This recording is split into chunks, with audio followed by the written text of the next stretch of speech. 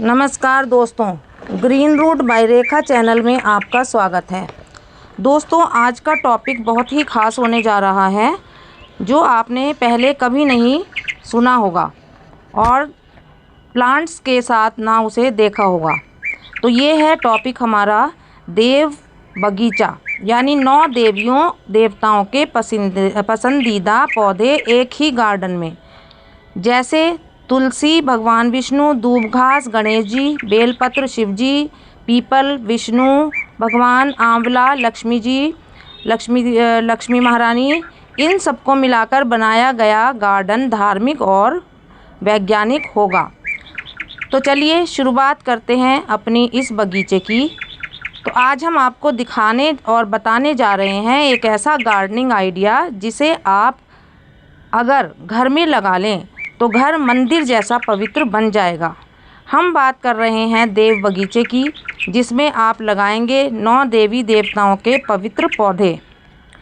इससे आपके घर में धार्मिक दृष्टि से सकारात्मकता ऊर्जा आएगी और वैज्ञानिक दृष्टि से ये पौधे वातावरण को शुद्ध करते हैं। वास्तु के अनुसार से नेगेटिव एनर्जी दूर होती है। तो इतने इसके फ़ायदे होते हैं और धार्मिक महत्व तो है ही। तो हम शुरुआत करते हैं तुलसी जी के पौधे से।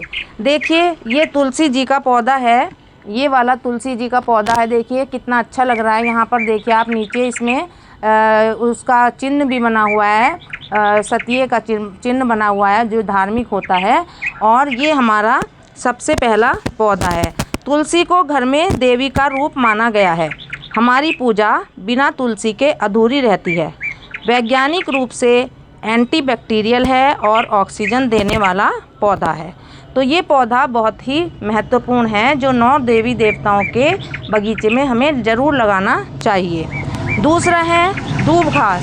देखिए ये दूब घास जो है हमारी, ये है दूब घास देखिए, और साथ में हमने रखा है नारियल।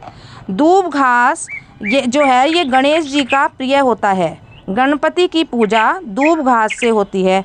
इसे गार्डन के किसी कोने में लगाएं, घास वाला क्षेत्र बना लें और वहाँ पर इसको लगा दें। तीसरा जो आता है वो है बेलपत्र। बेलपत्र का पौधा दिखाती हूँ मैं आपको। देखिए ये बेलपत्र का पौधा है। यह पौधा भगवान शिव जी का बहुत प्रिय है। शिव जी की पूजा में बेलपत्र अनिवार्य है। जब शिव जी को जल चढ़ाया जाता है तो बेलपत्र भी ये साथ में चढ़ाया जाता है। उनको ये बहुत ही प्रिय है। तो ये शिव जी का प्रिय पौधा है। इसे हमने इस गार्डन में ऐड किया है।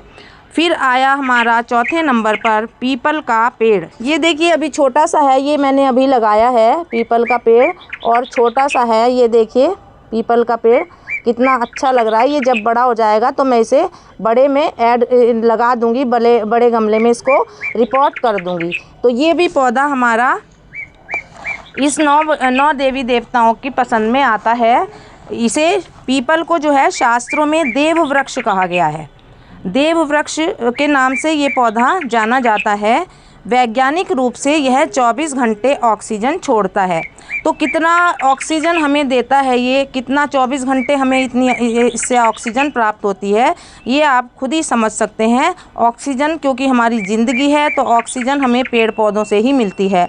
और ये पीपल का पेड़ हमारे शास्त्रों में देव वृक्ष कहा गया है। तो इसलिए इसे हम 9 देवी देवताओं के गार्डन में हमें ज़रूर ऐड करना चाहिए। 5वां है आंवले का पौधा। वो देखिए आंवले का पौधा, ये आंवले का पौधा है और ये भी हमारे देवी देवताओं के बगीचे में ज़रूर रखा जाता है। इसकी मैं मान्यता बताती हूँ। आंवला नवमी जो होती है, एक व्रत होता है। यह व्रत इसी वृक्ष से जुड़ा है। यह ऑल इन वन मेडिसिन है तथा इम्यूनिटी बढ़ाता है। तो आंवला नवमी का जो व्रत करते हैं वो इस पेड़ को इसे अवश्य लगाएं। फिर आता है हमारा पारिजात, यानी हार श्रृंगार का अमूल्य पेड़। ऐसी मान्यता है कि हार श्रृंगार, देखिए ये है हार श्रृंगार का पौधा। इस पे अभी फ्लावरिंग किसी पे नहीं हो रही है, लेकिन इस पे जब बड़े हो जाएगा तो फ्लावरिंग भी होगी। ये पौधा भी हमें हार श्रृंगार का ज़रूर लगाना चाहिए, क्योंकि ऐसी मान्यता है कि पारिजात का पेड़ श्री कृष्ण जी ने लगाया था, खुद अपने हाथों से उन्होंने लगाया था, इसलिए इसकी बहुत ज़्यादा मान्यता है। इसके फूल पूजा में शुभ माने जाते हैं और इसकी मेडिसिनल वैल्यू भी बहुत होती है, जो विभिन्न रोगों में काम आता है ये पेड़।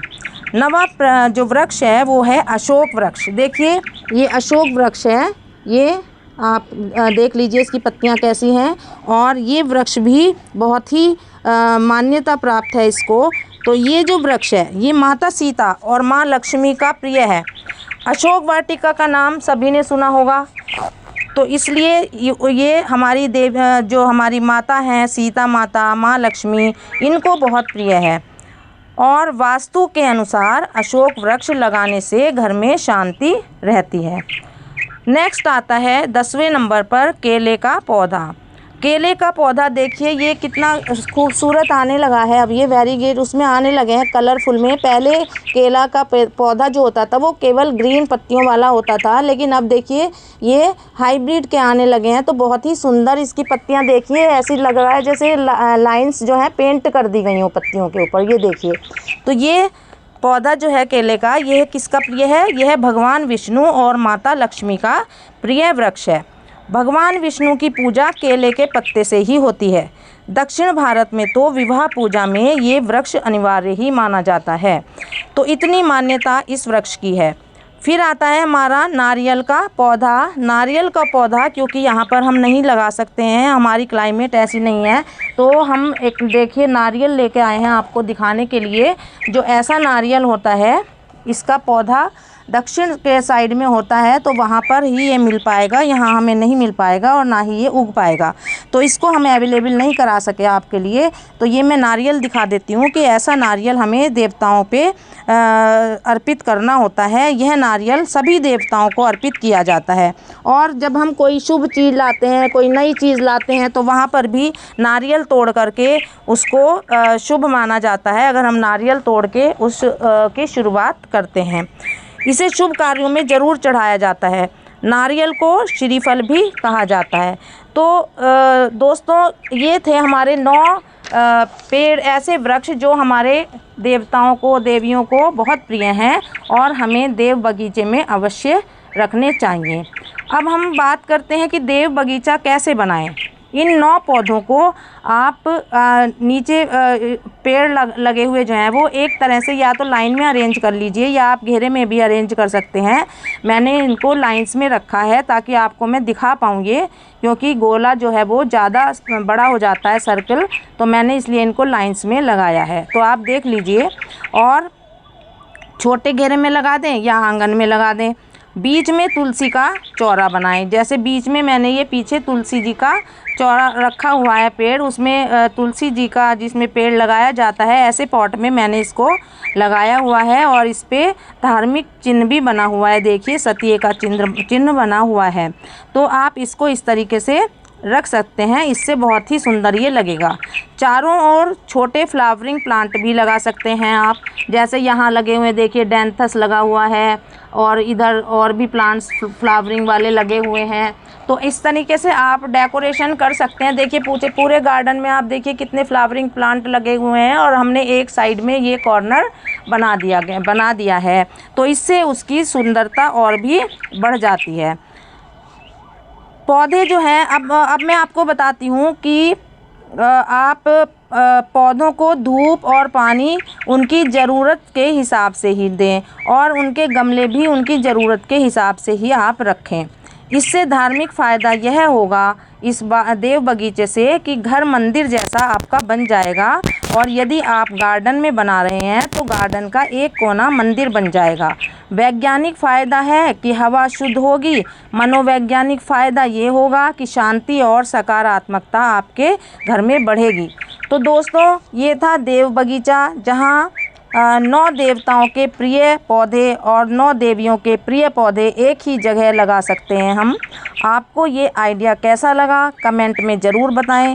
वीडियो अच्छा लगे तो लाइक शेयर करना ना भूलें, और चैनल को सब्सक्राइब ज़रूर करें जिससे आपको नए नोटिफिकेशंस हमारे मिलते रहेंगे। इसके लिए आप बेल आइकन भी दबाएं और नए नए वीडियो के नोटिफिकेशन आप पाएँ। जय श्री राम।